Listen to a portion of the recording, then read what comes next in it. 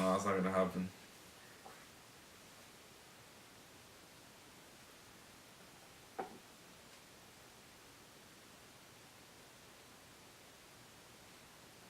You got me, Robbie.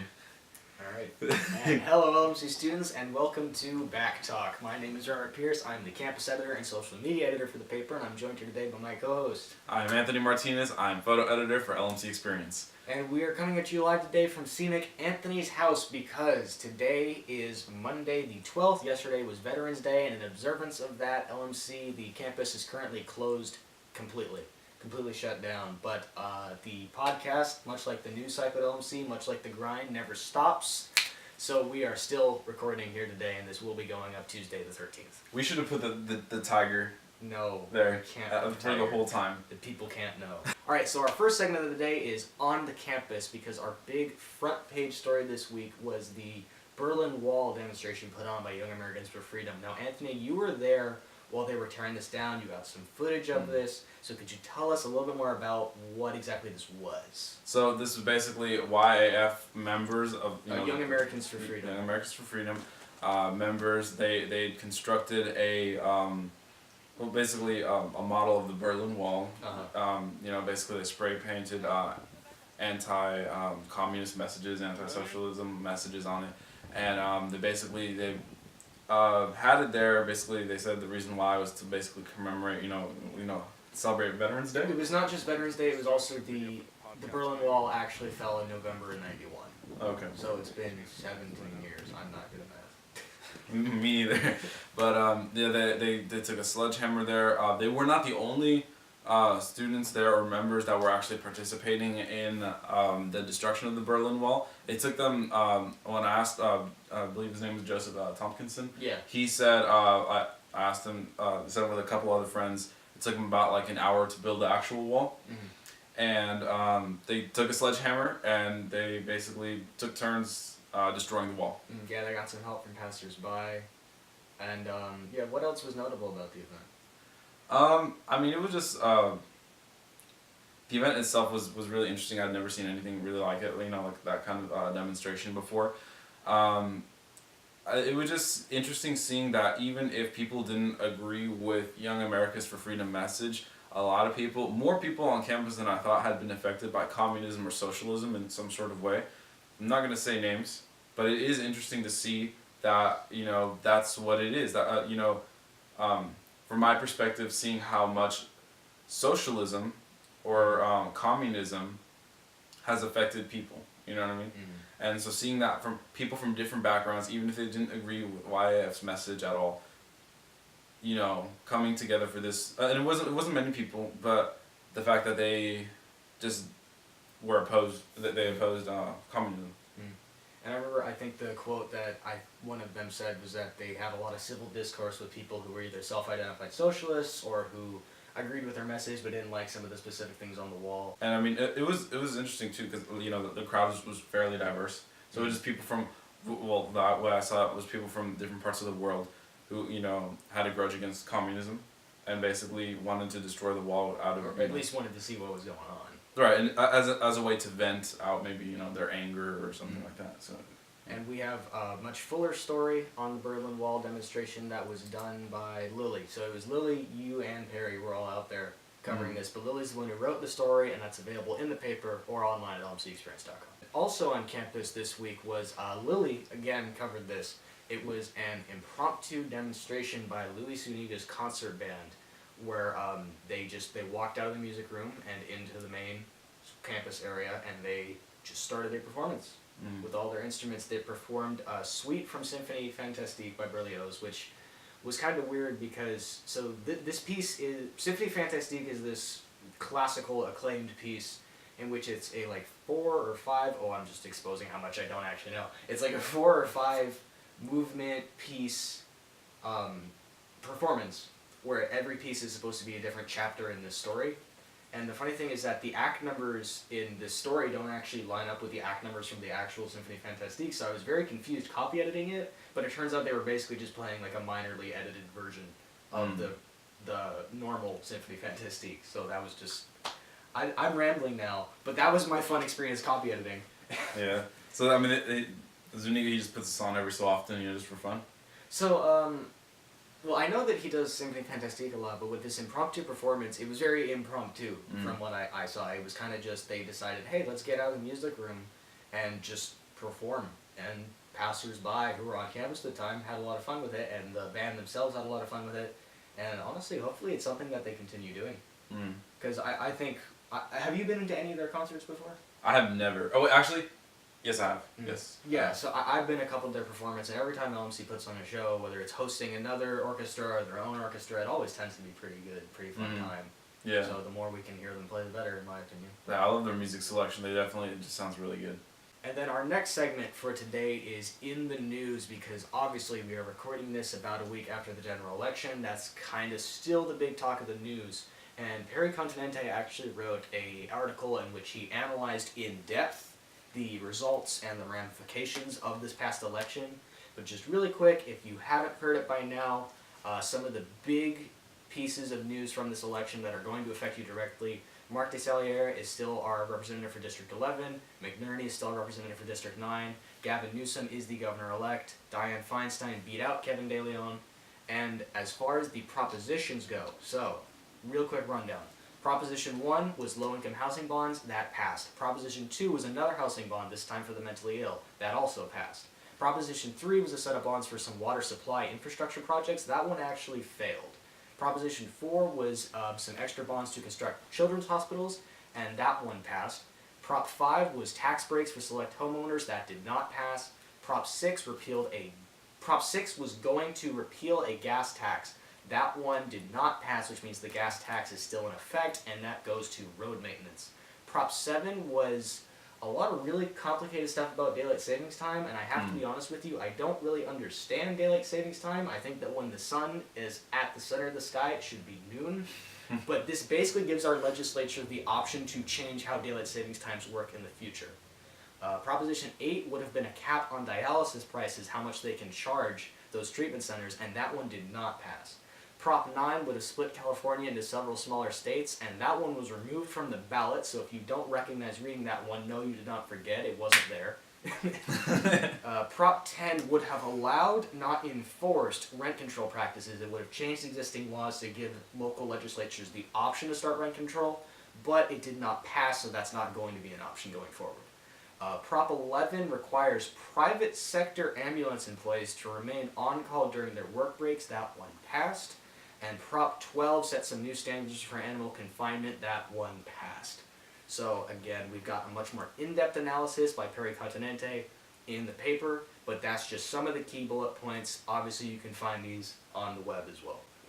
So, one thing about that too, I did actually go to the Martinez voting center for, I'm sorry, I always forget, if you help me out, the conditional voter registration. Yes, conditional voter registration. There were a lot of young people there, a lot of people just trying to become registered voters last minute. Got some nice images there. You're on the TV News, weren't you? And yes, I was on KPIX, and I'm on YouTube, besides Backtalk, so that was pretty cool.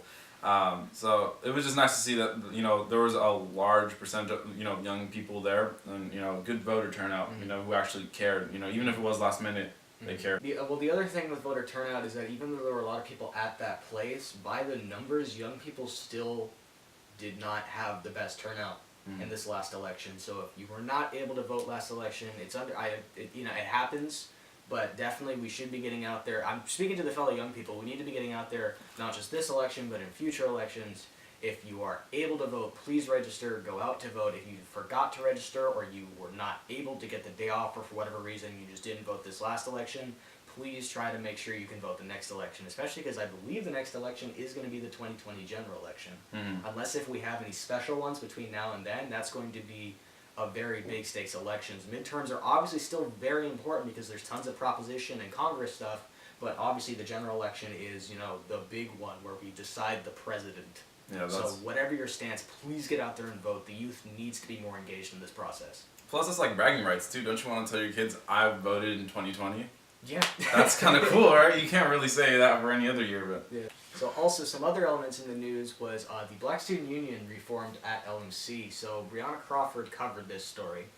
And so the BSU is coming back in partnership with Umoja, and really the difference is that Umoja is sort of a transfer academy meant for black students, whereas the Black Student Union is less academic focused and more just kind of on community. The other thing is that Umoja only has a there's a cap. They can only have so many people involved with that transfer organization. So the creation of a new BSU is meant to just be another forum for those students to be able to come together and have that sense of community. Nice, yeah. And then also in the news, Anthony, you and me went out to American Heroes Smokehouse. So again, Veterans Day was yesterday, and so American Heroes is this barbecue restaurant out in Brentwood, and their whole thing is veteran outreach and veteran give back. They have discounts for veterans, they make it a point to hire veterans, they collaborate with local charitable organizations with a veteran focus, and then they also just make really good Southern barbecue. So we actually went out there and we got some footage, we talked to some of the management, so we're going to roll that right now. So, where are we at today, Robbie? We are at American Heroes Smokehouse, which is a barbecue restaurant out here in Brentwood with a focus on Southern hospitality and veteran outreach. And we're going to go inside and see what's cooking. Perfect, let's go.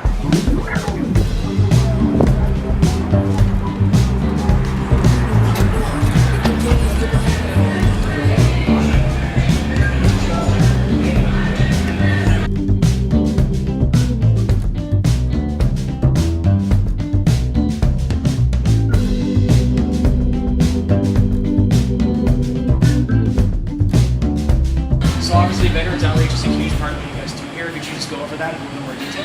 Yeah, I mean, just starting from the store standpoint, we make it a point to, thank everybody for their service, all of our veterans, all of our emergency services personnel, and then obviously we do the discount. 20% off every day for veterans and active military, 10% off for emergency services, just to thank everybody for, all their service that they do here in the community, as well as, out in the military office for our country.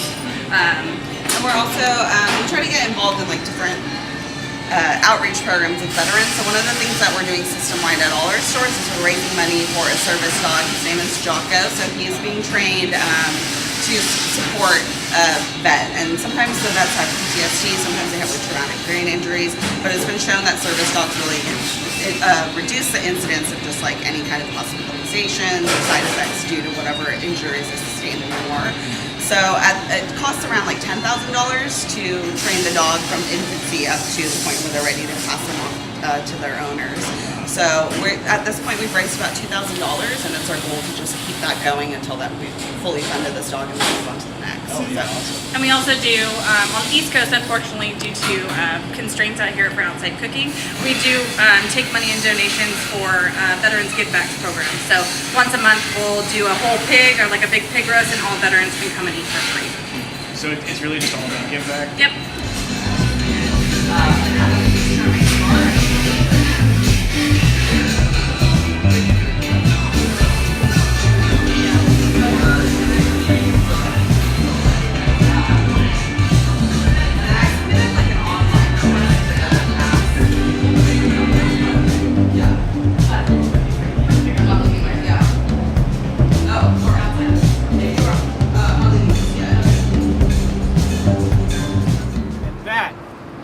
American Heroes Smokehouse Barbecue out in Brentwood, California. They're located at 8610 Brentwood Boulevard. They're open 11 to 8 and until 9 on Fridays and Saturdays. Come by. That was some really good footage, you know that? I was channeling my inner Guy Fieri the whole time. Seriously. No, I love that place, the steakhouse itself. It was great. They have a really nice aesthetic. I think I got some pretty cool shots over there. I don't think it caught in the video, but they were playing Jimi Hendrix while we were there, and that was great. Yeah, no, but it was great. I just like seeing, this whole veterans outreach, in the East Bay. And our final segment for today, we're going to call it Pop the Culture, in which we're going to talk about some pop culture bullet points really quick. So a big one is that we had 2 trailers dropped this morning. One was for Toy Story 4, and one was for the Pokemon Detective Pikachu movie. One of those trailers was better than the other. Honestly, I think they both took an L. They were both pretty. I don't know. It's well, Toy Story 4 was more like a teaser trailer kind of thing, whereas Pikachu was more like a trailer. That movie looks really weird. I don't know, man. I don't like the way it looks. I gave up on Pokemon quite a while ago. I don't think I'm gonna see that Pokemon movie. It's not for me. I want to see it to see if it's like hilariously bad. Like Venom? No, like even more, like more polarized. Now about Toy Story 4. He hasn't watched the trailer for Toy Story 4.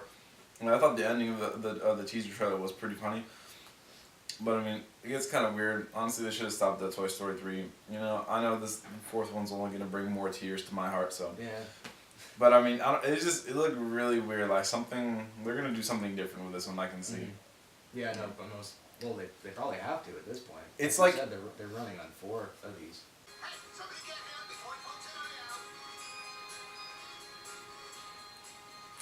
Okay. Let's see what I mean by different. I mean, there's not much to go off of with the teaser trailer. I mean, it looks nice. I mean, it's gonna be beautifully produced, but I mean, what else? It's a Pixar. It's a Pixar film. That's what we have learned. Yeah, another one added to the list. And the last thing we're going to talk about in this segment is Stan Lee. Unfortunately, he has passed away today at the age of 95. Right during the recording of this podcast. Yeah, right before we were about to start. Fortunately, he died. They have not said why exactly at this moment. The Associated Press reported it, and it's just unfortunate. Yeah. Mm-hmm. I mean, yeah, honestly, like, rest in peace, because as corporate as Marvel's become, I know a lot of people don't like their business practices.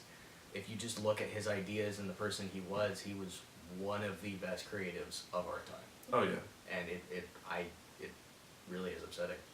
He's forever going to have an impact on, I think just pop culture American in general. society. Yeah, the way we look at movies nowadays too.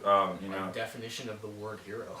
Definition of the word cameo. Yeah. Yeah, he's been in basically everything, and it's so sad to see him go.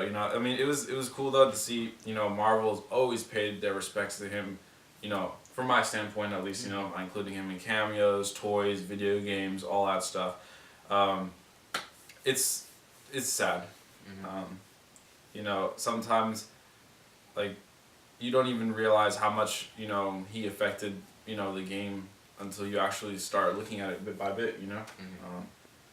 I mean, he pretty much it's not like he invented the comic industry, but he definitely revolutionized it. And I'm just glad that he actually got to see a lot of what he had kept up in his mind, come to reality. Yeah. He made it big screen, small screen, comics, TV shows, everything. And unfortunately, Avengers 4 hasn't come out yet. But he's probably going to be there because they already finished filming. That's right. probably be the last movie he's in. Probably. And I think that they're just somewhat fitting. But anyway, yeah, no, definitely rest in peace to Stan Lee. So until next time, everybody, thank you for joining us today. I'm Robert Pierce. I'm Anthony Martinez. Thank you for checking out my house, MTV Cribs. And until next time, this has been Back Talk. Thanks for watching. Thank you.